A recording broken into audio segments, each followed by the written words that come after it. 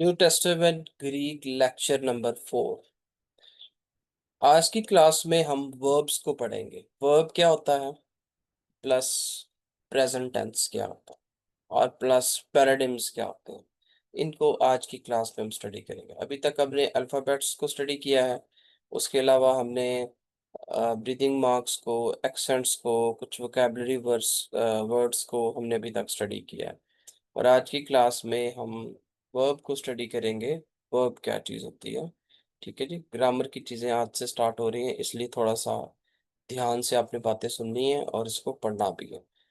Verb पढ़ेंगे और verb से ही फिर आगे प्रेजेंट टेंस का आज हमने आगाज कर देना है। मैं स्लाइड स्टार्ट कर देता हूँ ताकि आपको देखने में चीज़ें आसानी हो सके। अच्छा जी, लेक्चर नंबर 4। वर्ब क्या होता है। यहाँ पर डेफिनेशन वर्ब की लिखी हुई है। A verb is a word expressing action, existence or occurrence। Verb की सिंपल डेफिनेशन में भी अगर बयान करें तो बेसिकली एक्शन वर्ड होता है। एक्शन एक्शन परफॉर्मिंग वर्ड होता है। कोई भी ऐसा लफ्ज जो कोई एक्शन परफॉर्म कर रहा होता है, या किसी की एग्जिस्टेंस बता रहा होता है, या किसी की अक्रंस बता रहा होता है कि कोई मौजूद है या यहाँ पर कोई चीज़ अकर हुई है, उसकी अक्रंस को बताए, वो वर्ब होता है। लेकिन ज़्यादा इसका जो मेन मतलब है वो एक्शन होता है। कोई एक्शन को एक्सप्रेस करे तो वो वर्ब होता है। मिसाल के तौर पे पहले मैं उर्दू में एग्जांपल देता हूँ। ठीक है, इंग्लिश या उर्दू में देते हैं, फिर हम ग्रीक में पढ़ेंगे। आई स्पीक, मैं बोल रहा हूँ। मैं कुछ काम कर रहा हूँ ना, कोई एक्शन परफॉर्म कर रहा हूँ, तो ये बेसिकली वर्ब है, आई स्पीक। इसी तरह आई एम ईटिंग, मैं खा रहा हूँ, या मैं पढ़ा रहा हूँ। ठीक है, आई एम टीचिंग। ये जो कोई मैं एक्शन परफॉर्म करता हूँ जब, तो इसे हम क्या कहते हैं, वर्ब कहते हैं। सही है, वर्ब की डेफिनेशन समझ आ रही है।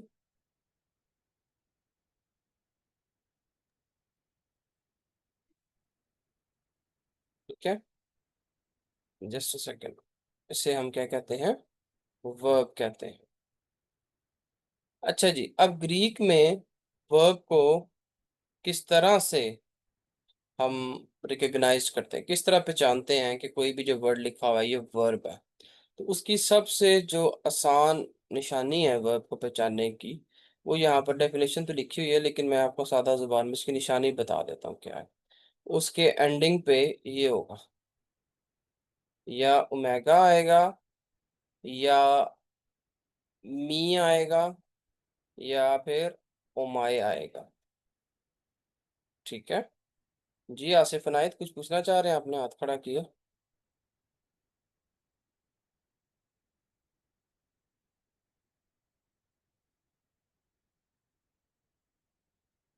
जी आसिफ कुछ पूछना चाह वो रहे हैं जो आप।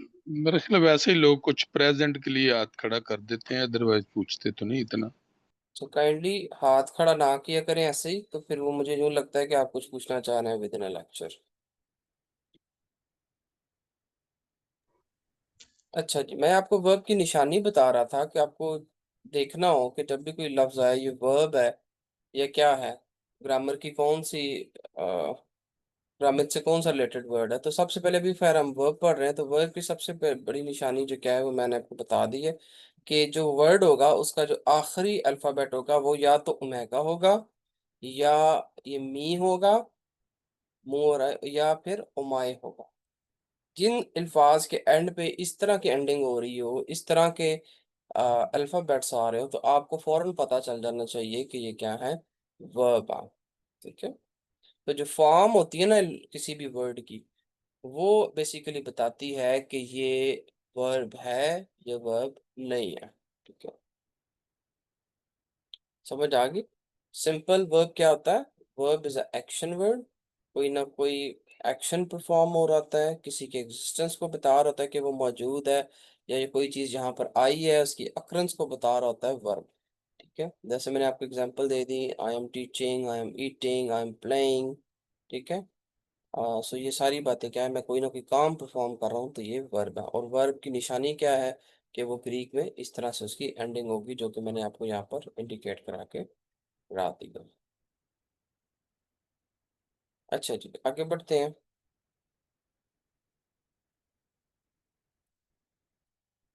पैराडिम्स। पैराडिम्स क्या होते हैं? पैराडिम मैंने शायद आपको पहले भी बताया था। पैराडिम बेसिकली ये होते हैं कि जैसे कि सादा अल्फाज में अगर आपको मैं बयान करूं, जिस तरह इंग्लिश लैंग्वेज में कोई सेंटेंस होता है, आई एम ईटिंग फूड, ठीक है। अगर मैं ये कह देता हूँ आई फूड एम ईटिंग, ठीक है, आपको पता चल जाएगा क्योंकि मैंने अल्फाज की तरतीब आगे पीछे कर दी है, तो ये सारा सेंटेंस गलत हो गया इंग्लिश में, पैटर्न उसका गलत हो गया, पैराडिम ठीक नहीं है। जबकि आई am eating food is a correct sentence. इस तरह ग्रीक में ऐसा होता है, जो पैराडिम ग्रीक का पैराडिम है वो इस तरह से है कि अगर आप अल्फाज की तरतीब आगे पीछे भी कर देना तो उससे कोई फर्क नहीं पड़ता मीनिंग्स पर। इंग्लिश के अंदर अगर आप वर्ड्स किसी भी सेंटेंस के अंदर अगर आप वर्ड्स की तरतीब आगे पीछे कर देते हैं, चेंज कर देते हैं, ठीक है, तो वो उस पे फिर मीनिंग्स पे फर्क पड़ जाता है, वो सेंटेंस करेक्ट नहीं रहता, वो सेंटेंस रॉन्ग हो जाता है। जबकि ग्रीक के अंदर आप बेशक वर्ड्स को पहले लिख लें, बाद में लिख लें, जिस तरह मर्जी लिख लें एक सेंटेंस के अंदर, उसकी मीनिंग्स को कोई फर्क कि जब आप मीनिंग्स का तर्जमा करना सीखेंगे तो उसमें देखेंगे कि इनमें आप पहले सब्जेक्ट वर्ब ये चीज़ें फाइंड करते हैं तो खुद ही आपको मीनिंग्स पता चल जाते हैं कि क्या है। तो इसलिए इसके पैराडिम जो है, इसके पैटर्न्स जो हैं वो इंग्लिश से थोड़ा सा फर्क है। Every English speaker automatically knows whether something is correct or incorrect English। जैसे कि मैंने आपको बता दिया आई एम ईटिंग फूड, तो आपको सेंटेंस की वो सेंस जो है वो समझ आ रही है। लेकिन अगर मैं कह देता हूँ आई फूड एम ईटिंग, तो आपको फौरन एक पता चल जाएगा कि नहीं ये इनकरेक्ट सा सेंटेंस है, ये सही इंग्लिश नहीं है। All would realize that the sentence the boys sat down he ate a sandwich has a mistake in it। जैसे कि देखें, सब इसको समझते हैं कि जैसे कि यहाँ पर एक सेंटेंस लिखा हुआ है द बॉयज सैट डाउन, लड़के बैठ गए, ही एट अ सैंडविच, उसने सैंडविच खाया, has a mistake in it. इसमें क्या मिस्टेक है इस सेंटेंस में? कोई भी बता दे इसमें क्या मिस्टेक है। इंग्लिश के बारे में पूछ रहा हूँ, इंग्लिश के हवाले से। सेट की बजाय सिट आएगा। The boy sit down he eating a sandwich. Eats आएगा सर। नहीं, they they are eating a sandwich. The boys sit down, they are eating a sandwich. अच्छा, और कोई? बॉयज ज्यादा है, वो ही नहीं आएगा। ठीक है, और कोई? और सर ये ग्रामर मिस्टेक है ना कि अगर वॉइस है तो वो वॉइस फ्लो उसके अकॉर्डिंग डे का वर्ड यहाँ इस्तेमाल पर होगा। वो अवैस आया था, अवैस उससे बोलेंगे। आप बयान करें, आप क्या बयान कर रहे हैं?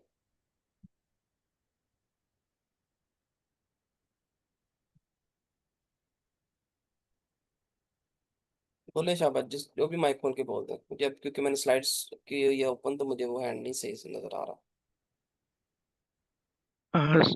सर इसमें the boys sat down they ate sandwiches है।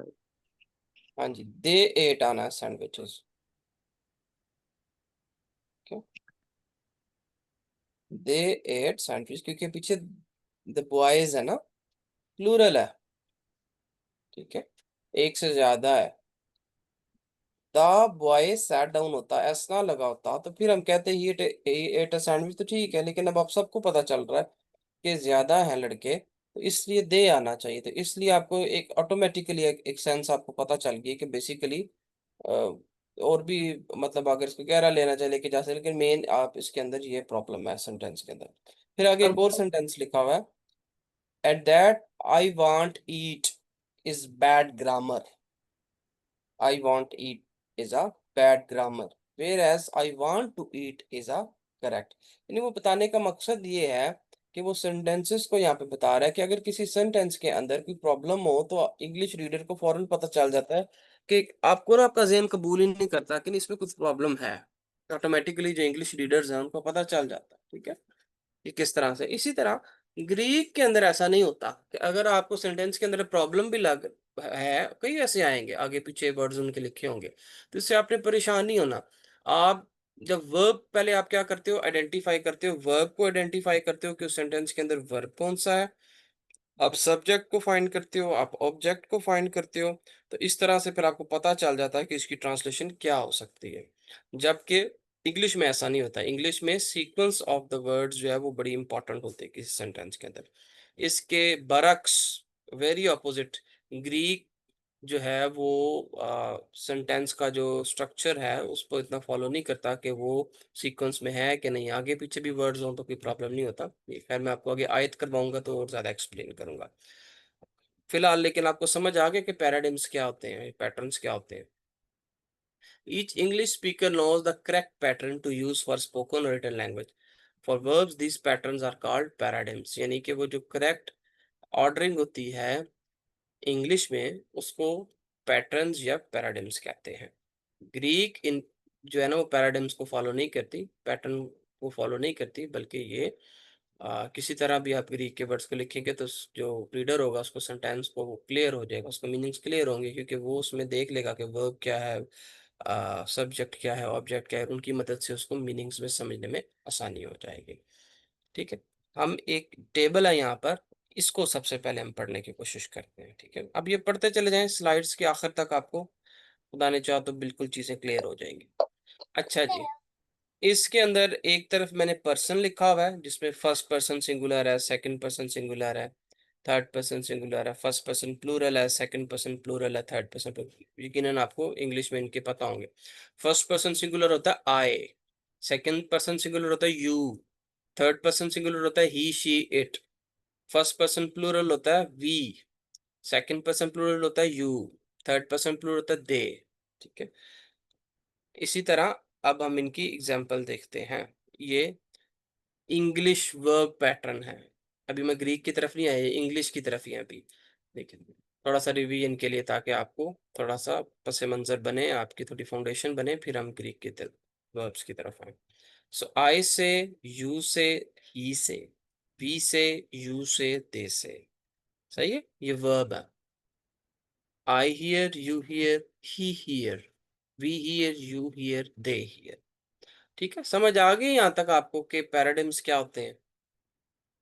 किसी को ना ही हो तभी पूछ सकता है।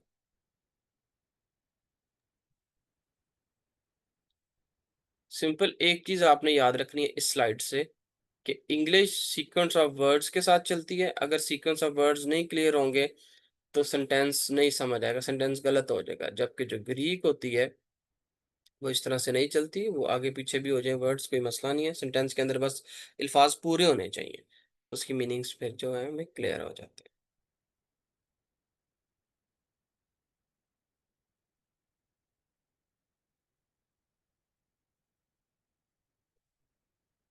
हाँ जी, आप पूछें क्वेश्चन, या कोई चीज़ समझ ना आई हो।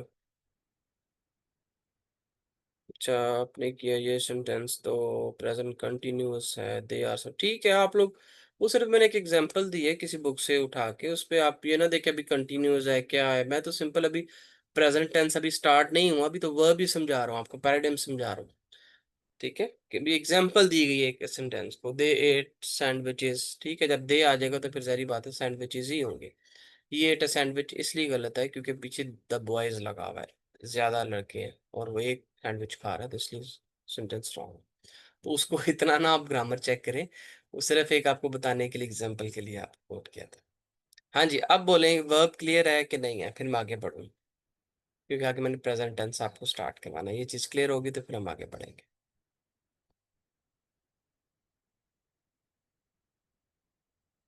जी इम्तियाज भाई, आप कुछ पूछना चाह रहे हैं?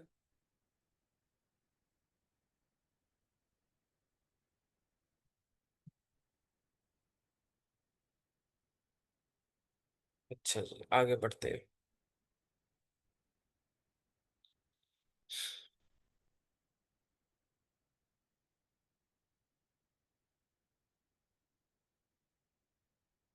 नेक्स्ट है जी present tense. Present indicative active of लुओ। ठीक है, इन प्रेजेंट इंडिकेटिव एक्टिव कोई भी जो एक्शन परफॉर्म हो रहा है उसको एक्सप्लेन करता है। प्रेजेंट आपको पता है जो हाल के बारे में चीजें होती हैं उसको बोलते हैं, जो करंटली हम कोई काम कर रहे हैं तो उसको प्रेजेंट टेंस बोलते हैं। और इंडिकेटिव एक्टिव कौन सा होता है, वो ये होता है जो कि कोई एक्शन जब कोई परफॉर्म किया जाता है तो उसको एक्सप्लेन करता है। लुओ क्या है, बेसिकली ये ग्रीक वर्ड है जिसको हम स्टार्ट करेंगे जिससे जो है वर्ब और प्रेजेंट टेंस को समझने के लिए। लुओ बेसिकली, लुओ का मतलब होता है I lose, simple. The simplest form of the verb is the present indicative active. The present tense of luo I lose is as follow. अब इस टेबल को समझे। फर्स्ट पर्सन सिंगुलर लुओ, यहाँ पर देखें ये है लुओ। एक चीज आपने अंडरस्टैंड करनी है, ये जो है ना लू, ये इसको बोलते हैं स्टेम।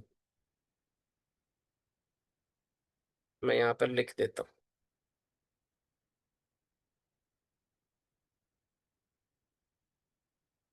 इसको क्या बोलते हैं, स्टेम। और ये जो है इसको एंडिंग बोलते हैं। ये हो गया, ये हो गया, ये हो गया, ये एंडिंग्स है सारी। जबकि अपन देख रहे होंगे कि लू जो है वो साथ साथ सेम ही चल रहा है सब में। ठीक है, first person singular I loose, लूओ का मतलब होता है लूज। तो जब आई लूज के बारे में बात आएगी तो ये फर्स्ट पर्सन सिंगुलर होगा। जब फर्स्ट पर्सन सिंगुलर आई की बात हो रही है तो फिर ये रहेगा लू ओ, जिसका मतलब है आई लूज। इसी तरह जब सेकंड पर्सन क्या होता है, सिंगुलर यू होता है ना, तो फिर यू उसके लिए क्या होगा, उसकी एंडिंग जो होगी वो इस तरह से होगी लू एस। ठीक है, उसकी एंडिंग से बेसिकली आपको पता चलता है कि फर्स्ट पर्सन है, सिंगुलर है, या सेकंड पर्सन है, या थर्ड पर्सन सिंगुलर है, या फर्स्ट पर्सन प्लूरल है। ये अपने एंडिंग से फाइंड करना है। और एक और चीज आपको कैसे पता चला कि लू वर्ब है, आपने देख लिया कि वर्ब की निशानी में मैंने आपको पहली स्लाइड पे दिखाया था, ये इसके अंदर ये अ मौजूद है। इससे आपको पता चल गया कि ये कौन है, ये वर्ब है। ठीक है जी। Third person he she it के लिए अगर आपने लिखना है कि he loose, she loot, it looses, she looses, he looses या इट लूजेस, तो उसके लिए आपने देखना है कि एंडिंग पे ये होना चाहिए। स्टेम चेंज हो सकती है पीछे कोई भी, अब तो मैं लूज लिख रहा हूँ ना, तो लू है, लू आ रहा है। जब कोई और वर्ड होगा, आई स्पीक होगा या तो उनकी स्टेम जहरी बात है, उन अल्फाज के मुताबिक पीछे से चेंज होगी, लेकिन एंडिंग्स इनकी यही सेम रहेंगी। ठीक है, ठीक है, लू ओ आई लूज, लू S, S basically second person singular के लिए यूज होता है, जिसका मतलब होता है यू लूज। फिर आखिर पे क्या है, लू ए, जो ही शी इट लूजेस के लिए इस्तेमाल होता है वो। अच्छा जी, फिर आ जाता है फर्स्ट पर्सन प्लूरल। इसके लिए लू वैसा ही रहेगा, स्टेम जिसे कहते हैं। एंडिंग इसकी क्या है आपकी, वी के लिए क्या होता है, ओमेन, लू ओ मैन, लू ओ मैन, इसका मतलब होता है वी लूज। इस तरह पे सेकंड पर्सन प्लूरल है, उसके लिए क्या होता है, लू वैसे ही रहेगा, स्टेम वैसे ही रहेगी, क्या हो जाएगा, यू जो सेकंड पर्सन प्लूरल के लिए उसकी एंडिंग होती है वो होती है एटे, लू एटे, लू एटे, इसका मतलब होता है यू लूज। फिर थर्ड पर्सन प्लूरल है, दे। ठीक है, तो इसके लिए स्टेम चेंज है, दो दो तरह की एंडिंग यूज होती है। देखिए स्टेम चेंज है, दोनों आप यूज कर सकते हैं, लू, लुओसी या लू, लुओसिन होता है। ये बेसिकली थेटा यहाँ पे मैंने गलती से टाइप कर दी, ये लफ्ज नहीं है थेटा, लू यहाँ पे उपसिलॉन आना चाहिए, लुओसिन, लुओसिन, दे लूज, बल्कि मैं भी ठीक कर देता हूँ ताकि आपको कंफ्यूजन हो। हाँ जी, बताएं जरा समझ आ रही है कि नहीं, मैं रिपीट भी कर दूंगा दोबारा।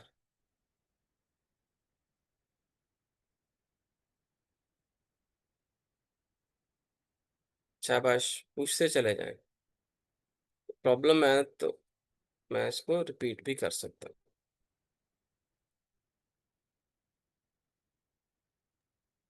प्लीज सर रिपीट कर दें। ओके, मैं रिपीट कर देता हूँ।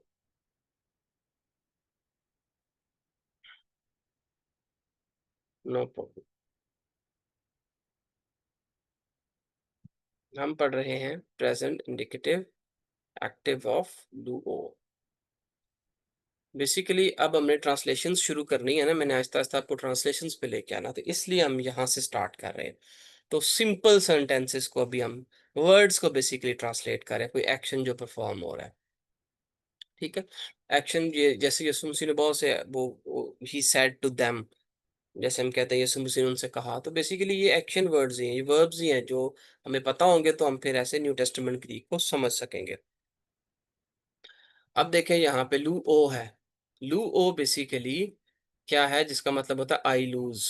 आई, अगर मैंने अपना बताना है ना कि मैंने लूज किया है, तो फिर मैं क्या करूंगा, मुझे पता होगा उसकी एंडिंग पे ये आएगा, आई लूज। अगर मैंने बताना है कि उसने लूज किया, तो फिर आपको पता होना चाहिए कि उसकी एंडिंग एस आता है। स्टेम सेम रहेगी और एंडिंग चेंज हो जाएगी। अगर मैंने कहना है उसने या ही शी इट के लिए मैंने कोई यूज करना है कि उन्होंने लूज कर दिया है, तो फिर मुझे आपको पता होना चाहिए कि ए आना है, लू ए। स्टेम सबकी सेम रह रही है। अगर मैंने कहना उन्होंने लूज किया है, सॉरी हमने लूज किया है, वी लूज, तो फिर आना है ओमेन, लू ओमेन, लू ओमेन, एंडिंग पे ऐसे आ जाना, एंडिंग चेंज होनी है। अब इंग्लिश और ग्रीक में ये फर्क है, इंग्लिश जो है ना वो पहले वो लगा देती है आई एम, तो आपको पता चल जाता है I am eating, you are eating, he she it, या ही इज ईटिंग। इसी तरह वी आर ईटिंग, वो we, he, she, it, I, you, इनको चेंज करके सेंटेंस को बता देती है कि क्या मतलब है। ग्रीक ऐसे नहीं करती, ग्रीक के लिए लफ्ज वही रहता है, एंडिंग्स जो है ना ये बेसिकली बताती हैं कि फर्स्ट पर्सन सिंगुलर है, सेकंड पर्सन सिंगुलर है, थर्ड पर्सन सिंगुलर है, फर्स्ट पर्सन प्लूरल है, सेकंड पर्सन प्लूरल है, या थर्ड पर्सन प्लूरल है। अगर आपने कहना यू लूज, उन्होंने प्लूरल के लिए और ज्यादा लोगों ने लूज किया, तो फिर आपको पता होना चाहिए इसकी एंडिंग पे एटे आता है, लुएटे। और बहुत ज्यादा लोगों के लिए अगर कहना है कि उन्होंने लूज कर दिया है, दे, तो फिर आपको पता चाहिए लूसी या लूसेन, लूसेन। हाँ जी, पूछे राहिल विक्टर, आपने हाथ खड़ा किया था, क्या पूछना चाह रहे हैं?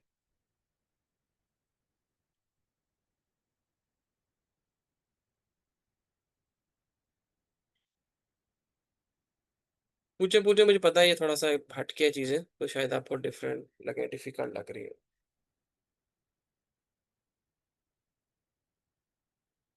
क्लियर है सबको?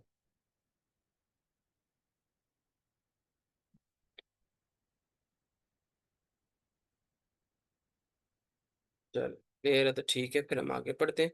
अगर आप नहीं बोलेंगे, ओके करते चले जाएंगे, तो मैं ये ज्यूम करूंगा आपको पता है, मैं आगे जाता जाऊंगा। ठीक है, मुझे नहीं, अब क्योंकि इंटरेक्शन नहीं है तो पता नहीं चलेगा आपको समझ आ रही है कि नहीं, लेकिन आपकी खामोशी को मैं ये करूंगा कि आप लोगों को समझ आ रही है। अच्छा जी, कुछ वोकैबुलरी वर्ड्स हैं जो हमने देखने हैं। फर्स्ट मैं इनको जो लाइनें थी इसको रिमूव कर दूं।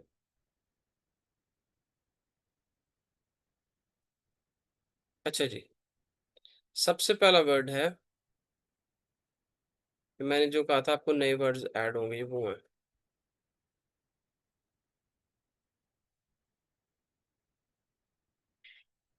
सबसे पहला वर्ड है एक्वो। अच्छा, एक चीज आपने देखनी है, इन सब के एंडिंग पे क्या लगा हुआ है, ये क्या है?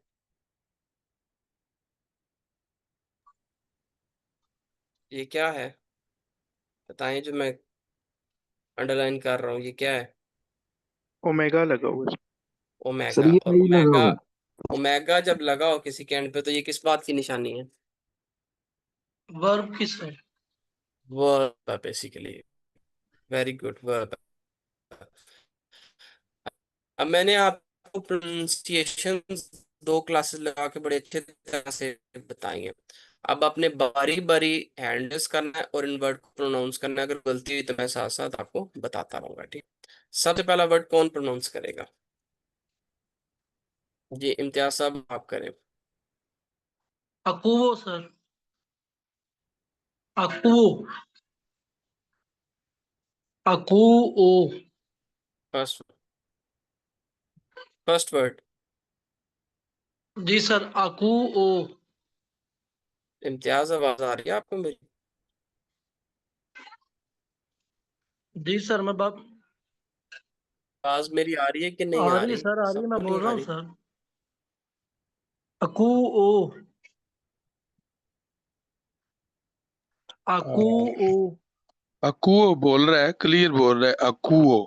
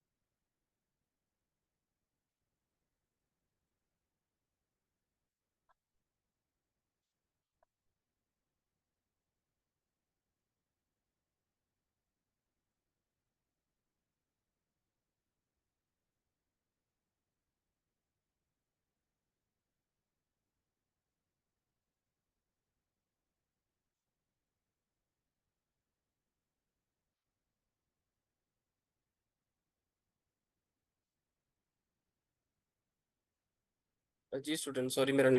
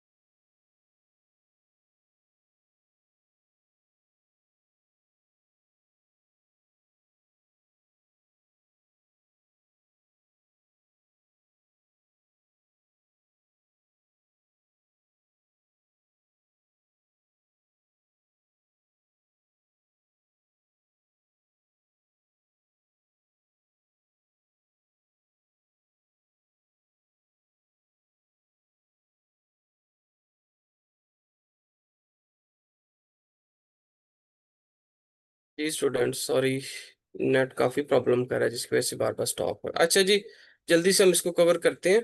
दोबारा नेट का कोई इशू है। मैं आपको वर्ड्स ये बता रहा था, कोई भी चले जल्दी से फर्स्ट वर्ड को प्रोनाउंस करने की कोशिश करें, फर्स्ट जो लिखा हुआ है वाला।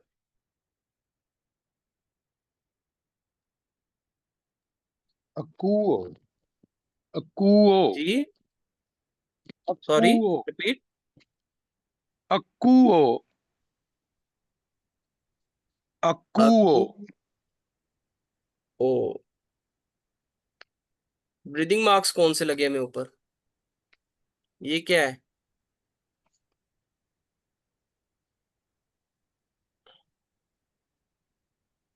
रफ ब्रीदिंग मार्क है कि स्मूथ है? ये स्मूथ लगा हुआ है।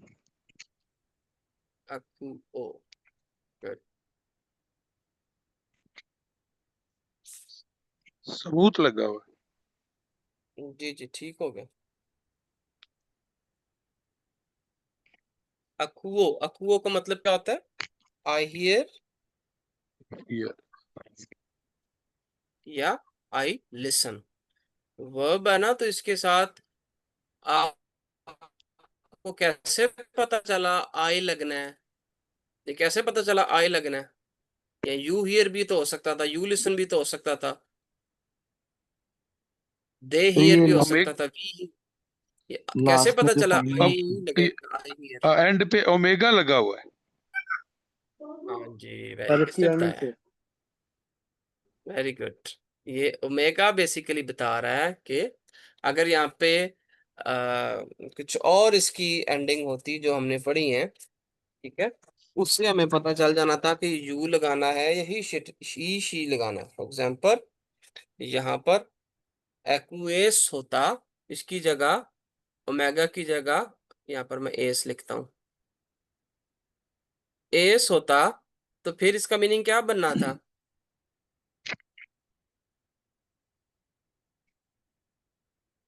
कोई भी यू बता दे। हियर, अगर यहाँ पर एस होता तो इसका मीनिंग क्या बनना था?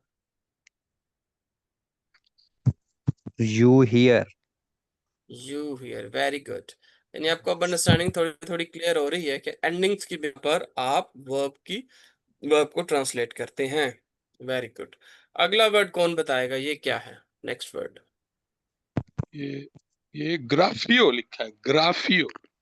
नहीं, अभी आपने नहीं बताना, आपने पहले भी बयान किया। आप किसी और को चांस दे, जो एक दफा बता देगा वो दोबारा नहीं बताएगा। ये ग्राफियो नहीं है, बहरहाल ये मैं बता दूं आपको। कोई और बताए, शाबाश, कोशिश करें, बोलेंगे उर, तो लर्न करेंगे। उरा उराफू उराफू ग्रा, आपको पता है ये एक्सेंट मार्क ऊपर जो है वो उसके लगा हुआ है, तो यहाँ पर थोड़ा सा स्टे करके, ये एक्यूट है तो थोड़ा सा रुक के आपने बोलना Gra. है। ग्राफो, ओ, फू ग्राफो, फो उराफो मैं कह Grafo. ग्राफो, उराफो ग्राफो, ग्राफो का मतलब क्या होता है? आई राइट, मैं लिखता Graf. हूं। Gra. अगर यहाँ पर इस ओमेगा की जगह ये ए होता, ग्राफ ए, ग्राफ ए, तो फिर इसके मीनिंग क्या बनने थे? स्टेला से बताएं, आपने इसको प्रोनाउंस किया। अगर सॉरी इस तरह से ग्राफे लगा, जी सर दोबारा, इसकी मुझे अंडरस्टैंडिंग नहीं है सर। मुझे ऊपर वाले की अच्छा, तो आगे, एक्चुअली मेरे जो लैपटॉप की जो आवाज है बड़ी कम आती है, मुझे कान लगा के सुनना चलिए कोई पड़ता बात है। नहीं, कोई बात नहीं, कोई स्पीकर और भी इसके साथ अटैच किसको करूँ तो पता उसमें हो, आवाज नहीं आती। कोई और किसी को पता हो तो। जी ये ही शी इम्तियाज, साथ यूज होगा, एक साथ ही शी। हाँ जी, he he she right. It, he writes या शी राइट्स या इट राइट। गुड। जी इम्तियाज, आप तीसरा वर्ड प्रोनाउंस करें। एस्थियो। एस थियो, ठीक हो गया ये, क्योंकि स्मूथ ब्रीदिंग मार्क है तो ये कुछ भी हे वगैरह नहीं लगाएगा, जैसे है वैसे ही चलेगा। एस्थीओ, एस्थीओ, एस्थीओ का मतलब ये होता है आई ईट, मैं खाता हूँ। और अगर ओमेगा की जगह मैं एक यहाँ पर वर्ड लगाता हूँ, आपने मुझे बताना है कि ये क्या है, तो फिर क्या बनेगा अगर इस तरह से लिखा होगा तो। Sorry for the hand writing में। हाँ जी, अगर ओमेगा की जगह एस्थीओमेन होगा तो फिर क्या होगा They इसका eat. Meaning? Sorry, They sir eat. We नहीं, eat sir We we eat. Eat We क्योंकि eat. ये बी ईट किसने बताया? स्टीफन? सर स्टीफन यस पढ़ा हुआ आपने पहले ग्रीक? सर वो ना मेरे पास एक बुक है सर सैमुल हसरत साहब की ना इल्मुल अच्छा खुदा अच्छा, उसमें उन्होंने एंड पे दिए हुए हैं तो वहां से मैंने पढ़ा था फिर ओके ठीक है, गुड। लेकिन अंडरस्टैंडिंग आपको क्लियर होनी चाहिए कि ये वी आएगा। ओमेन बेसिकली वी के लिए यूज होता है। अच्छा जी, आगे चलें, परेशान नहीं होना, आहिस्ता आहिस्ता चीजें क्लियर हो जाएंगी। ये प्रैक्टिस आपकी मैंने इतनी करवानी है, ये 9 वर्ड्स भी इसलिए किए कि आपको फौरन देखते ही पता चल जाएगा कि ये ही हम लगाएंगे, साथ आई लगाएंगे, जो भी। लेकिन ये प्रोनाउंसिएशन याद तो आपको करनी पड़ेगी खुद, यानी कि एक्ू आपको पता होना चाहिए एक्ू का मीनिंग क्या है। मीनिंग्स तो आपने खुद याद करने, ग्राफो का मीनिंग क्या है, एस्थीओ का मीनिंग क्या है। अच्छा जी, अगला चौथा लफ्ज कौन बोलेगा और प्रोनाउंस करेगा? जी सुनील मसीह। Eurisco. जी सुनील। Eurisco. सुनील, नो कौन और कोई ना बोले, सुनील से मैंने पूछा। जी सुनील।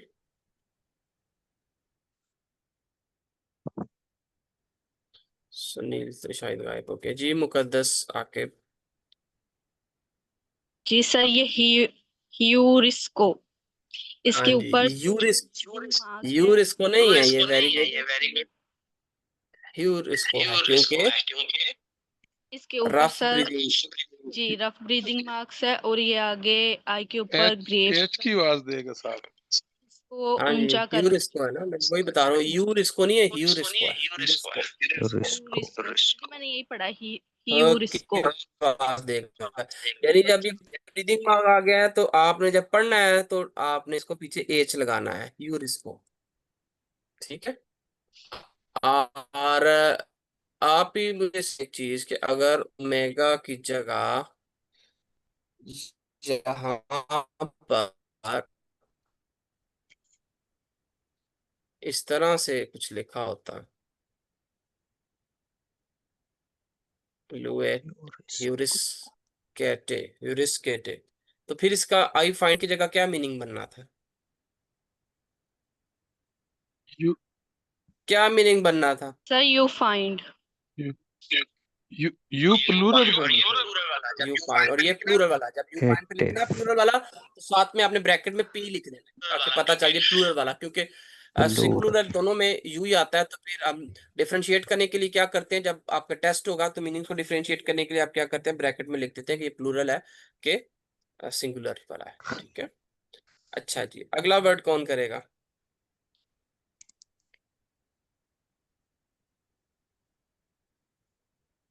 Next word. और भी कोई बोले, 2-3 लोग हैं जो बार बार रिपीट कर रहे हैं।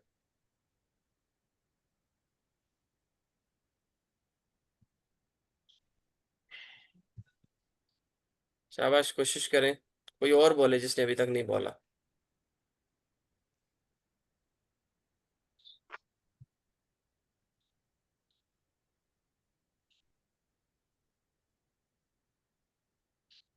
दो तीन लोग हैं, इम्तियाज है, मुकद्दस, स्टीफन, ये 2-3 लोग ही बोल रहे हैं बार बार।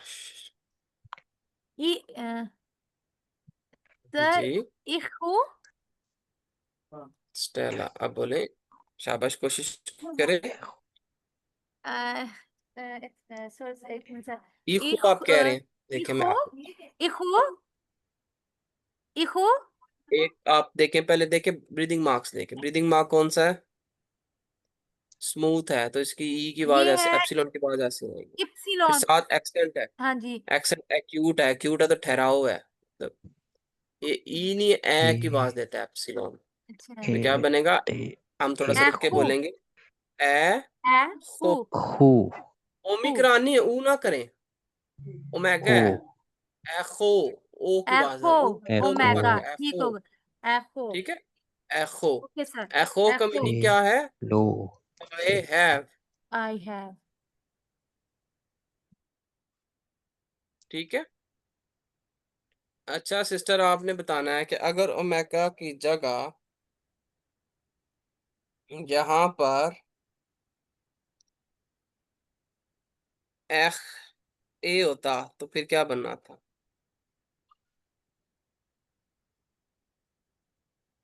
उसका मीनिंग क्या बनना था। सॉरी सर नहीं यू हैव, ये देखें, ये यू की यू एंडिंग है। हैव नहीं मेरे माइंड में था, मैंने कहा गलत ना हो जाए, ऊपर भी आपने ये बताया था तो मैं कोई कर बात, नहीं अब कोई ठीक हो बात गए। नहीं, आप फेल नहीं होंगे, गलत वेरी हो भी जाएंगे तो कोई मसला नहीं, आप मिस्टेक्स करेंगे तो ठीक होंगे, ठीक है। कोशिश करें, मिस्टेक की फिक्र ना करें। नेक्स्ट वर्ड, किरण मंजूर। सर थैलो। थैलो, गुड प्रोनाउंसिएशन आपने बिल्कुल ठीक की है, क्योंकि ऊपर एक्यूट एक्सेंट है तो रुक के आपने यहाँ पे थैलो लो, लो ठीक है। इसका मतलब होता है I will, I wish, I want. अच्छा किरण, आप बताएं कि ओमेगा की जगह अगर मैं यूं कर देता हूँ,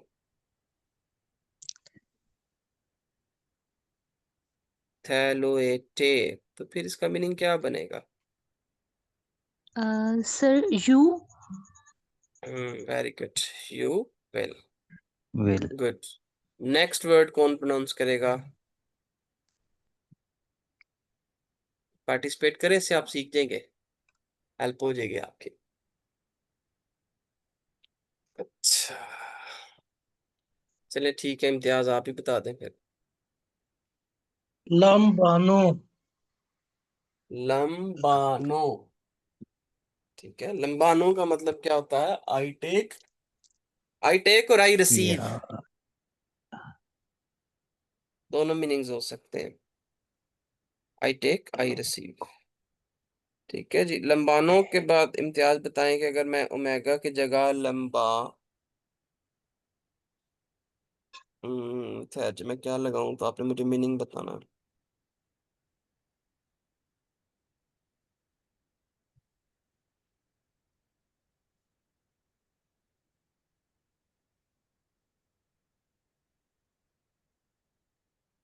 लंबानो सिन, तो क्या बनेगा इसका मीनिंग।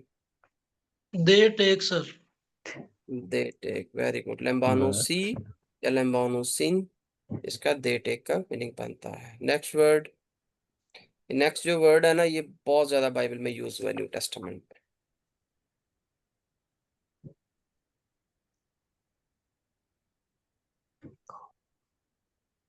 लीगो लेगो लेगो, ले गो गो, आई से आई स्पीक, बहुत ज्यादा न्यू टेस्टामेंट में लफ्ज यूज हुआ है, यानी मैं बोलता हूँ, मैं कहता हूँ, कि वो कहता है, वो कहते हैं, फिर आपने एंडिंग चेंज करके उस तरह से आपने देख लेना है कि एंडिंग के मुताबिक मीनिंग क्या बनते हैं। लास्ट वर्ड जो आपने शुरू में मैंने आपको बता दिया था, क्या है, लू ओ, आई लूज, इसका मीनिंग बनता है। ठीक होगा ना, यहाँ तक आपको वोकैबुलरी लूदारा लगदा वर्ड्स ना याद हो गए। अच्छा जी, लास्ट चीज हमने वर्स दोबारा करनी है, आखिरी।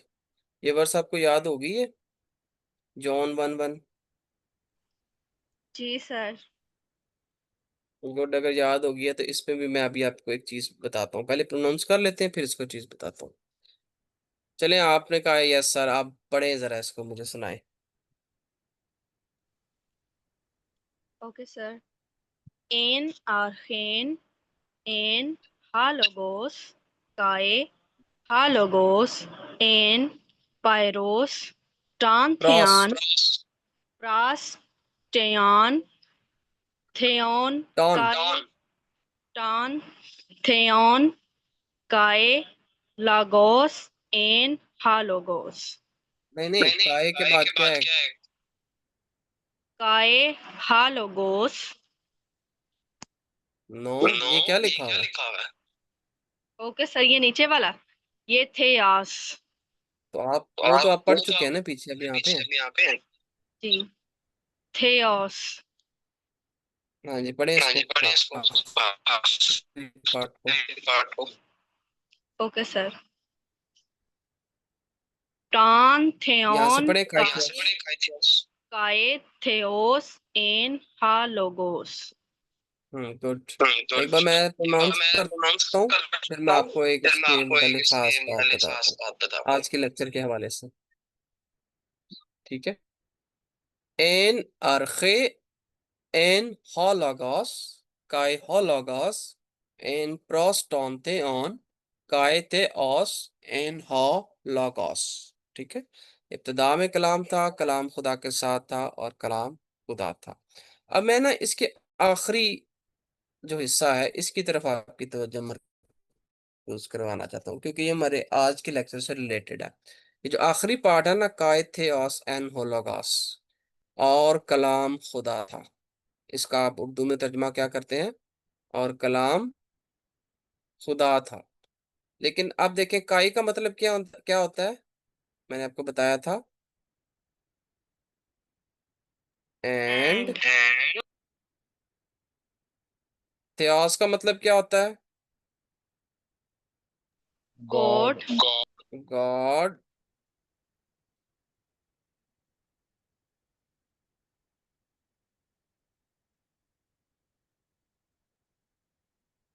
एन का क्या मतलब होता है? वॉज।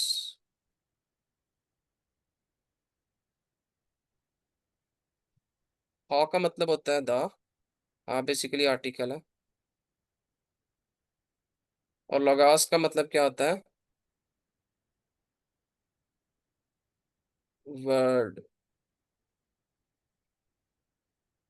अब बताएं इसका तर्जमा क्या बनेगा अगर हम इसी तरह ग्रीक के मुताबिक तर्जमा करें तो? And God was the word, और खुदा कलाम था, ऐसे ही बनता है तर्जमा। लेकिन हमारी उर्दू बाइबल में ये इंग्लिश में क्या लिखा गया है? द वर्ड वॉज, फिर लिखा गया है गॉड। ऐसा क्यों है? गॉड वॉज दी वर्ड क्यों नहीं तर्जमा किया गया? खुदा कलाम था या कलाम खुदा था? आपको पता चला जब पैराडिम समझाता क्या था कि ग्रीक में इधर आगे पीछे सेंटेंस लिखा हुआ है, वर्ड्स सेंटेंस में वर्ड्स आगे पीछे लिखे हुए हैं, लेकिन जब आपने मीनिंग करना है तो आपने सीक्वेंस के साथ नहीं देखना, क्योंकि इंग्लिश की तरह सीक्वेंस वाली जुबान नहीं है। आपने सबसे पहले फाइंड करना है कि सब्जेक्ट कौन सा है, वर्ब कौन सा है। इस केस में कोई वर्ब तो नहीं है, फिर आपने देखना सब्जेक्ट कौन सा है। तो सब्जेक्ट हमेशा वही होता है जो जिसके साथ आर्टिकल आ रहा होता है, द। तो पता चल गया कि ये पहले आएगा क्योंकि ये सब्जेक्ट है बेसिकली, तो इसीलिए फिर लिखा गया द वर्ड वॉज गॉड। ये जीसस ओनली को जवाब भी है, जीसस ओनली जो कहते हैं कि नहीं, देखें ग्रीक में तो कलाम खुदा नहीं है, खुदा कलाम था। जैसे खुदा मोहब्बत है, इसी तरह खुदा कलाम भी है। उनको उनको ये रिस्पॉन्स है कि भाई इसके मीनिंग ग्रामेटिकली स्टडी करें, क्योंकि ग्रीक इज अ पैराडाइम को फॉलो नहीं करती, इरेगुलर लैंग्वेज है। उसमें आपको सब्जेक्ट देखना पड़ता है क्या है, तो सब्जेक्ट बेसिकली आर्टिकल लॉगॉस है। क्यों? क्योंकि इसके साथ आर्टिकल हॉ आ रहा है, तो यहाँ पे पता चल जाता है हॉ लॉगॉस वाज गॉड, कलाम खुदा था, ये सुमसी खुदा है। सही हो गया जी। कोई क्वेश्चन यहाँ तक है तो आप पूछ सकते हैं, ये मोर देन वेलकम। थोड़ा क्लास में अटेंटिव होके बैठा करें। मुझे वीडियोस पे नजर आ रहा है कोई लेटा हुआ है, किसी ने शर्ट नहीं पहनी हुई, तो थोड़ा सा संजीदा होके पेन नोटबुक लेके बैठा करें। सही है। ग्रीक पढ़ने आए हैं, ग्रीक इज द लैंग्वेज जो खुदा ने चूज की न्यू टेस्टामेंट लिखवाने के लिए। ऐसे नहीं लैंग्वेज सीखी जाती, थोड़ा सा आप संजीदा हो तब आपको लैंग्वेज आएगी। अभी कुछ भी मुश्किल नहीं है, आगे आगे बड़ी मुश्किलें आनी है। इसलिए थोड़ा सा संजीदा हूँ इस लैंग्वेज को लेके। और प्रॉपर बैठा करें क्लास में पेन कॉपी के साथ, प्रॉपर क्लास लें, क्लास वाले लेक्चर में खुदा का कलाम सीख रहे हैं आपको लेट के। एक भाई अभी इनकी वीडियो चल रही थी, उन्होंने शर्ट ही नहीं पहनी हुई, तो इस तरह से अजीब लगता है। थोड़े रिस्पेक्टफुल वे में आए, आप खुदा के कलाम की बातों को यहाँ सीखने आए हैं। ठीक है जी, कोई क्वेश्चन है तो अभी आप पूछ सकते हैं, अदरवाइज फिर मैं एंड कर रहा हूँ क्लास को।